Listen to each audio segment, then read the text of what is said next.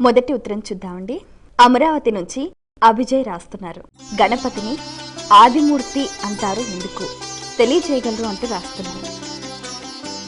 వక్రతుండ మహాకాయ కోటి సూర్య సమప్రభా నిర్విఘ్నం కురు మే దేవ సర్వకార్యేషు సర్వదా.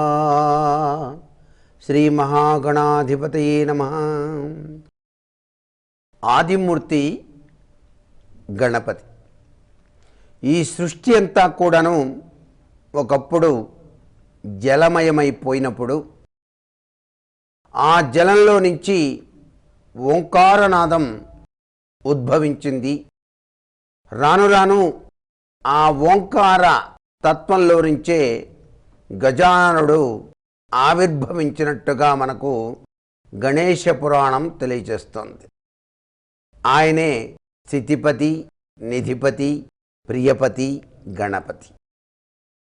ఆ గణేశుడు బ్రహ్మ, విష్ణు, మహేశ్వరులను సృష్టించి ఈ యొక్క సృష్టి కార్యక్రమాన్నంతా కూడాను ప్రారంభించేందుకు సహకరించాడు కాబట్టే ఆయన ఆదిమూర్తి అన్నాం.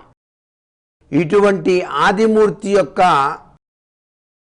ఆరాధనా తత్వం మోక్షదాయకము, సఫలీకృత తత్వానికి, జీవనత్వ మనుగడకు విశేషవంతమైన ప్రాధాన్యతను సంతరించుకుంది. కాబట్టే ఆదిమూర్తి అయినటువంటి ఆ గణేశునికి గణపతి నవరాత్రుల సందర్భంగా వివిధ రూపాలలో ఆ స్వామిని మనమంతా కూడా అర్చన చేస్తూ ఆయా విధి విధానాల రీత్యా సాంప్రదాయబద్ధంగా నైవేద్య తత్వాల్ని కూడాను స్వామివారికి అలా చూపించి ఆ యొక్క నైవేద్యాలన్నింటినీ కూడాను ప్రజలందరికీ పంచుతూ ఈ యొక్క సృష్టి అంతా కూడాను సస్యశ్యామలవంతమై మా జీవిత విధానాల్లో ఎటువంటి అపశృతులు లేకుండా ప్రతి ఒక్క కార్యక్రమం కూడాను నిర్విఘ్నంగా నెరవేర్చమయ్యా ఓ ఆదిమూర్తి గణేశ, నీకు వందనం, అభివందనం అంటూ ఆ ఆదిమూర్తిని మనం వివిధ ఆకృతులలోనూ వివిధ అవతార స్వరూపాలలోనూ కొలిచి తరిస్తూ ఉన్నటువంటి ఈ శుభవేళ గ్రహచార రీత్యా కూడాను మనిషికి సరైనటువంటి పరిస్థితి కలగనప్పుడు ఒక్కొక్క గ్రహం ఒక్కొక్క రీతిలో ఆ యొక్క జాతక రీత్యా బాధలు సంక్రమింపచేస్తున్నప్పుడు కూడాను ఈ వివిధ రకాలైనటువంటి గణపతి ఆరాధనలో మనం వినియోగించేటువంటి నైవేద్యం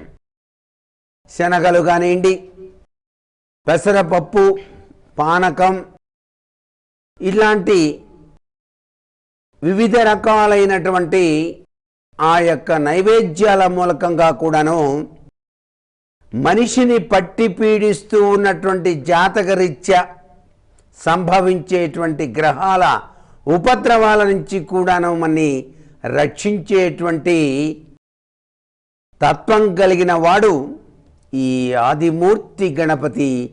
అటువంటి గణపతిని మనం త్రికరణ శుద్ధితో ఆరాధన చేస్తూ గకారతత్వానికి నాంది వాక్యం పలికే ఆ గణేశునికి వందనం,